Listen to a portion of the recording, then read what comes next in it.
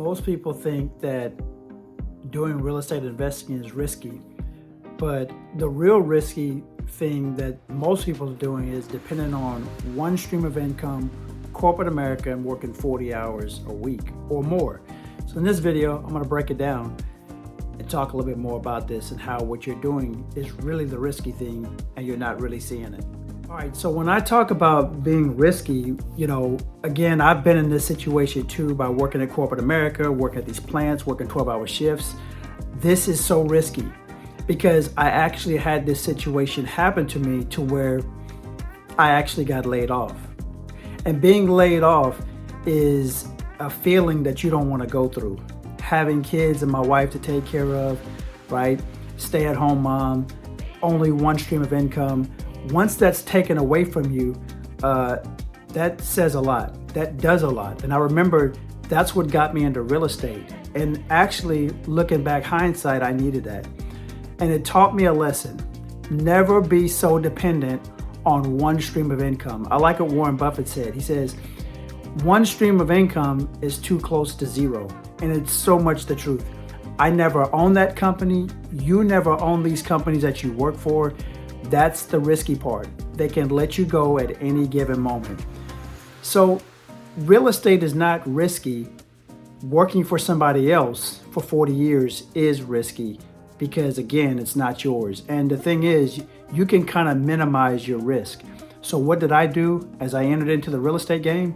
Well, the first thing I did was I made sure I got as much information as I can, before I got started. And if that means you need to get a mentor and invest in yourself, it's well worth it because having a mentor can shorten your learning curve. It can definitely warp speed to where you need to get to faster. Having multiple streams of income, this is key. This is something that they never will teach you in our education system, is having multiple streams of income. So while I was still working at my job, I still got into real estate. And the best thing about that, because I did end up getting another job at another plant once I got laid off. I went out there and started hustling and looked for another job. But the point is, I had that corporate America job. I had money coming in. Then I got into real estate. You see, what's the point? Why not get into real estate when you already have a job? That's the key. I'm not telling you to quit your job. What I'm saying is that the risk is only having one stream of income. Some things we don't really pay attention to until something really happens. And also, you just devoting and giving up so much of your life to something, and you're creating an identity towards a job, and then you lose who you are. I know this was me, working at these plants for so long, doing 12-hour days, and you're doing it so many days and so many weeks and so many years, you start to get embedded into these companies. You start to get embedded in the way they run things, and you start to get molded, right? And then you begin not to be who you are, and then you lose in touch with your family, and you don't get to do the things you want to. And everything is job, job, job, work, work, work. Well, think about it. You become who you entertain. You become who you're around. And that's exactly what happened with me, and that's what happens with most people. And unfortunately, after you do retire from corporate America, statistics show people really don't live that much longer because the whole purpose was wrapped up into something else that wasn't even yours. So think about it. And that's another reason why I broke away from corporate America slowly. And I saw that it was just a trap. And I started getting into real estate. And that was the key because I wanted my own identity. I was tired of the risk of becoming somebody else instead of who I'm supposed to be. And I feel like sometimes we got to break away, because if not, when you do break away from corporate America, retire, guess what? You lose who you are because you've done so much for somebody else. Some things to think about. So in my journey of real estate, I'm so happy I did it. I'm so glad they laid me off.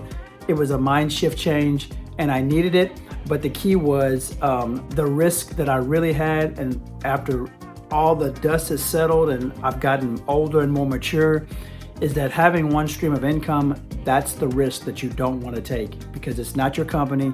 Again, they can lay you off at any given moment. I didn't even do anything wrong, but it really shaped my future because it let me break away and start to make multiple streams of income by doing something else, no longer being dependent on corporate America, but being independent on the things that I could do.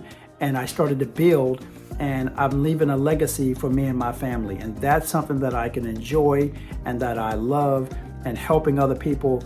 But the risk is, when you're with somebody else, corporate America, that's a risk that you might not want to take, especially in this day and age, in this economy right now. Things are so uncertain.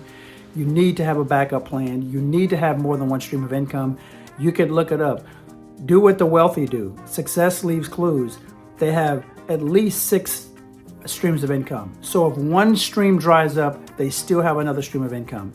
All we got to do is watch what the wealthy do, copy what they do, implement it, put it into your life. It doesn't mean you're going to be as rich as them. You don't need to compare yourself.